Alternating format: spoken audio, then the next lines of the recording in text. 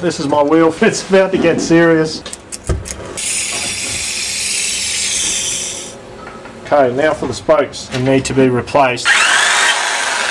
There we go. Since I couldn't rescue that one, so I hacksawed that spoke. What a prick of a job. Trent's getting really serious. I've never seen spokes quite so corroded in there like these ones are.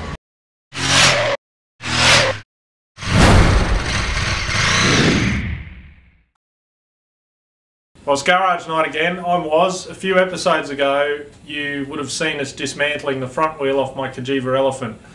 Well, a few episodes ago, a few months ago as well, took me a while to get my act together. I sandblasted the hub, I ground off what rough bits I could get to, painted it with Hammerite paint, which is a hard wearing, quite durable paint, but also turned out to be a bit of a nightmare because I had to coat it with special primer. The spray gun had the wrong size nozzle, so I had to dilute the Hammerite down and it just ran off everywhere. Rim, which was quite corroded and dull, polished it with some Autosol paste, and that brought it up quite well. And then I tried all sorts of other things, and I just found that I wasn't really making any improvement. To bring it up to new condition, you'd have to do it mechanically or get someone to do it. A 13-year-old second-hand rim, I don't think I can complain about that too much. You know, I hit it with Autosol, which is like a paste type. What are you grinning about? I should explain before we go much further. Richard went on a game shoot a couple of weeks ago, a week ago, which explains these two fine pheasants that are hanging here. It's quite cool at the moment, so they're just being hung before being gutted and cooked. I got some new spokes. I went out to Hagon, which is a renowned builder of wheels and shock absorbers and things. But the spokes that I took out had all different bends to them. These have all got the one bend, which the Hagon man said would be absolutely fine. He said that what happens is quite often when wheels are built in a factory, they're built by machines, and the spokes might have sort of oddball bends to them just to fit into the machine when the machine is assembling them. Trent, who's currently behind the camera, is the one who knows how to build wheels. I don't. I've got spoke nipples here too. It's all stainless, so good stuff. And we'll go down and stick it all together. Righto, so we're down in the workshop. First step, Trent, we've got hub, rim, spokes, nipples. What do we do? Typically what you'll get on most bikes these days, I know them as straight pull spokes. When you do it up tight, the tension comes on the head of the spoke. Back in the old days, they used to have a really 90-degree curve right at the end there, so the tension was actually on the bend of the spoke. Those type of spokes are a real pain. I mean, you can still replace them, but you often find that you've actually got to bend them, put quite a big bend in them so you can actually slip them underneath the other spokes and get them into the right position. Yeah, and then straighten them out once you got in. Them again, yeah. Review our sand, heat and nipples episode if you want to see more about removing spokes and nipples. Probably should also take note of the pattern of the spokes, should you? Because we didn't do that. Take a photo or something. Yeah, definitely. You might hear people talk about a cross 2 pattern or a cross 3. You start at one end of the spoke and you move along it, you'll see how many other spokes it crosses. On the lugs there, obviously one spoke is sitting inboard of the other, yet our spokes all have the same bend. Yeah, again, these ones, because they've just got a slight bend in them, we can just do a slight twist of the spoke. See if it was sitting like that, obviously that's not in the right place, so we can just turn it in the hub and it turns down. There are different bends though, aren't there? And you need generally the right sort of bend. What we'll do is we'll put the inside spokes on first. So the spokes that are sitting nearest the centre of the rim. Yep. How you know which spoke nipple hole to head towards, if you just put the nipple into the rim and hold it firm in there, you'll see the nipple points in a certain direction. So most likely, I mean we don't know for sure yet, but most likely that spoke is going to go to that nipple there. Right. Obviously if you put that nipple in down there and try to match that spoke up, it's not on the right angle. So the nipple should sit flush in there, not sort of offset or anything like that. You can see that hole in there, the recess that it's sitting in actually has an angle to it, doesn't it? Yes, yes, that's right. If the spoke and the nipples don't line up, then that's obviously not the right position for it to be in. You said before that they were stainless spokes. Yeah. How would you know that's stainless? The guy told me once, if you just get a magnet, stainless isn't as magnetic as steel. That there is, I mean this is a really strong magnet and it's hardly picking the spoke up at all. If I stick on a vise which is steel, that's right. Now I think they're stainless, the nipples as well.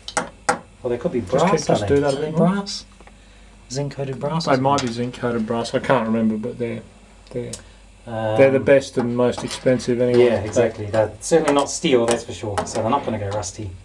We call that the head or the tail of the spoke. The head, I guess. A little bit of grease in there. Hopefully, it'll stop it from corroding up again. Yeah, so you can see I've put these 4 in, and you can see the spoke and the nipple is a nice straight line right out to the hub, out to the rim. Sorry. That's good to know that the nipple will sort of seat in the rim and point in the direction that the spoke should be pointing. Yeah. I just put a little bit of grease around the inside of the hole. Do all nipples have a slot in them for a screwdriver? Yeah, pretty much. Putting these nipples in loosely at the moment. I've put it through the hub. And we've crossed 1, 2, 3 spokes before it gets to the hub. Gets to the rim. Sorry. So this will be a cross 3 type pattern. Now just go. What do you just go around and do the same with the outside ones? So I'm just going to put all the outside ones in.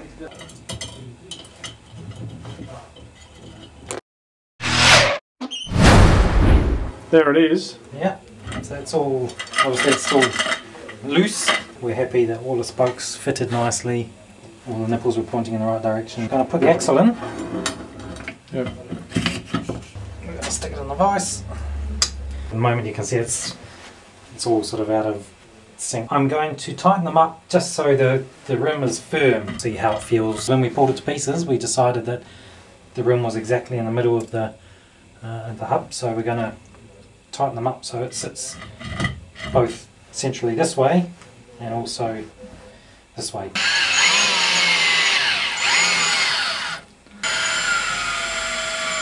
It's a little way down inside the nipple before you actually start getting into the thread. The thread here can disappear a couple of millimeters inside the nipple, can't it? Before you've run out of thread, effectively. Well, now because I can't see any thread sticking out the end anymore, I'm just having a look and see. You can just see the spoke coming up to the end of the nipple here. Right. So I'm just going around and making them all about the same.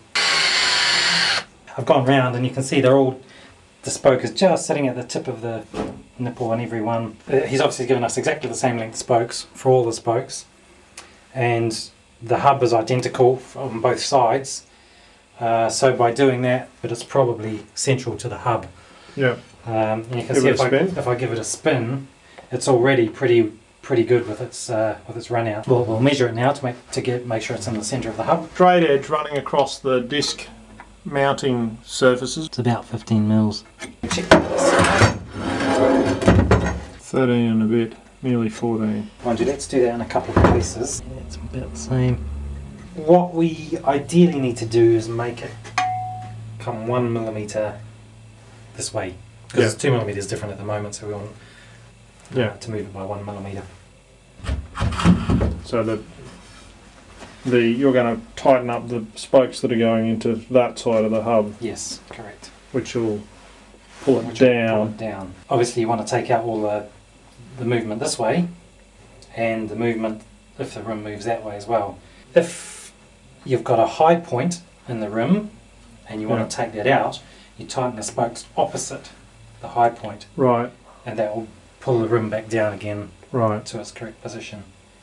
If the rim is sitting this way, then you need to tighten these spokes, and that will pull the rim back that way again. In combination with that, you may need to loosen the ones opposite a little bit. Yeah. If otherwise you're just squashing the rim. And we're at the stage now where we need to use the spoke tool. Spoke's protruding enough through the nipple that you can't really get a screwdriver or anything on there.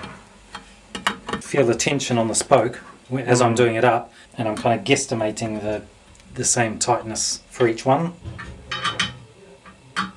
When I'm going around tightening all the spokes up, you want to, obviously there's a lot of them, so you want to have a start point and a finish point so you know when you've been around the whole wheel. The valve hole is a good place. I've started on this side of the valve hole, and as I go all the way around, I'll get back to the valve hole and I know that I've been around a whole revolution. Got all the spokes to a nice sort of firm feeling. Probably seen some people banging on the spokes like this I mean, that doesn't really tell me anything, to be honest.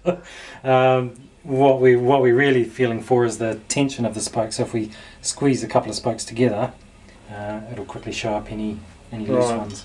As I went round and tightened them up, it has actually brought the rim central into the hub, so we just had a quick measure up before, and it's 14 mils each side now.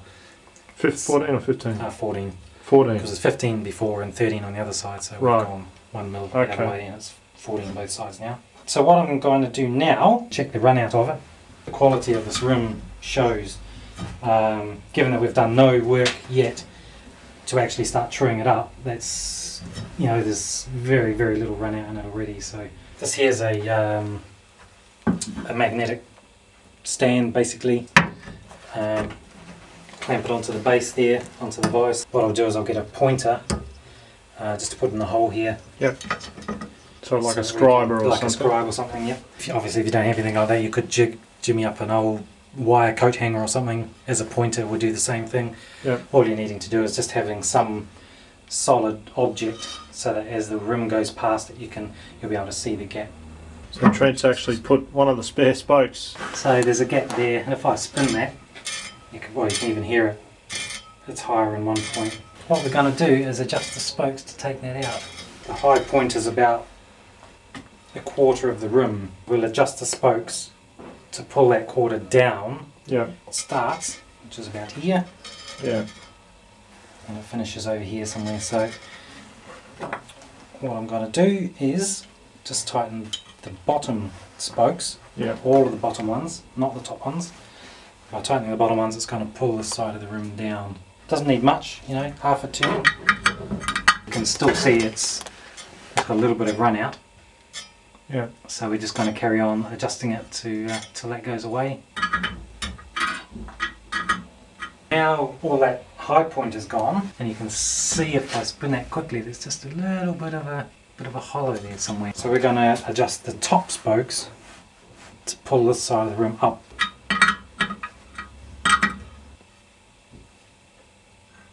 You're happy with the way it's running this way, and you're going to check the way it's running that way, radially, I guess. I guess. You can see It's that a little bit right. out. It is a bit out, yeah. So where it goes close, is we'll just adjust it back the other way. Now we're going to do all of the spokes on one side to pull the rim back the other way. Yep. If you only did one half, then you would pull the rim sideways again. So we did was that the radial run out? This is not a new rim, so it's had bashes and stuff on it, so it's got, as we spin it we can see little hollows and things in the rim. And you're not going to get that out by spoke adjustment? Unfortunately not, no. Yeah, if you're turning the rim and it's got a perfect gap all the way around, and suddenly right here, like for an inch, it just dips a little bit. There's no spoke there to bring it up or push it back down, so it's most likely got a small dent. So for a second-hand rim that's quite old and that's had a life, you're pretty happy with that? Yeah, I'll just run round now that we've adjusted everything. I'm just going to check all the spokes are the same tension. We've got to be careful because we don't want to pull it out of shape again. So we're just checking, just maybe nip them up a little bit, you know, just to make sure that we have nothing's radically loose. Yeah, we'll start at the valve hole. Give her a spin. So that's all. So you're still happy with that? It's still, Yeah, it's pretty good still. As true as we're going to get it. Just saying to me off camera, a couple of 1,000 miles and the spokes just need to be checked again. Yeah, maybe even a bit less, 1,000 miles or something. All you've got to do is just go around, check the spokes, just like we just did. Quick nip of all the spoke nipples and. I've never seen a spoke break because it's too tight, but I've seen loads break because they're too loose. Some of these threads. Oh yes. Are coming out a little way. Ideally, I guess we should maybe just get the angle grinder and just nip the end off it. You could Dremel it.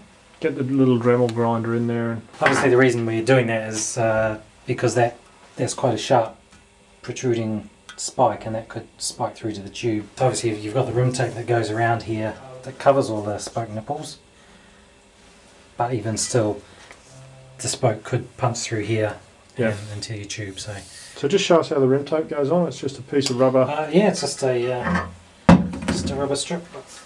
It's got a hole in it for the valve to go through. You buy a particular size.